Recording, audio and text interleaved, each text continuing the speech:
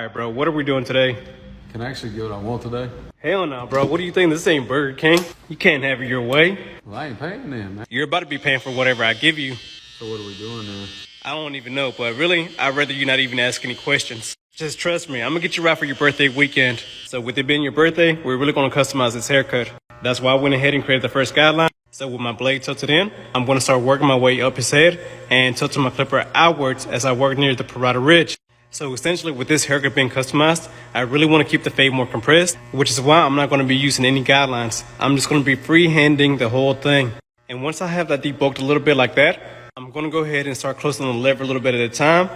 That way I can start taking out the bottom line. But the farther that I close my lever, I'm really going to be angling my clipper outwards a little bit more. That way I only use a corner and I can really control where the fade is going to take place at.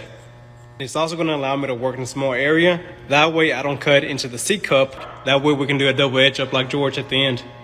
Also notice how I'm only working in this small section right now. Now that I have that section faded out, I'm going to work in another small section right behind the ear doing the same process. That way I don't get overwhelmed by looking at the whole thing by itself. And this is what I mean by the haircut being customized. Because essentially it's kind of a taper, but it's also kind of like a mullet. But then again, it's kind of like a burst fade. But at the end of the day, it's none of those things. It's all three things combined into one haircut. Because the taper would have stopped right here.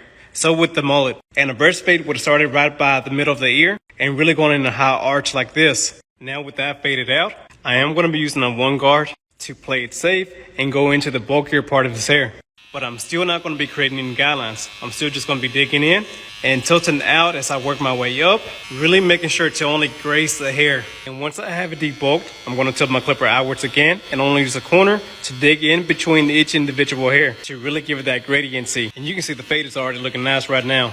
But to really give it that feather-like effect, I'm going to be taking the guard off. And this time, I'm really going to be tilting my clipper all the way out, just about at a 90-degree angle to really be able to point cut into the hair. That way, all the dark and coarse hairs like this, I can really dig in and create some separation in between them. So pretty much, I'm thinning them out by going in this angle. And like I said, we're not trying to do a mullet either. So that's why we're going to be trimming down the back a little bit more. And then we're going to hit the V with a little double edge up as well. So now for the C cup, I'm going to be placing my index finger right on the skin. That way I can have good balance. I'm only going to be pushing in with my thumb. That way I can really tilt in and only use the corner of the blade once again to really create that curve shape on it. Yo, by the way, what are you looking at? Oh, nothing. I would never get that anyways.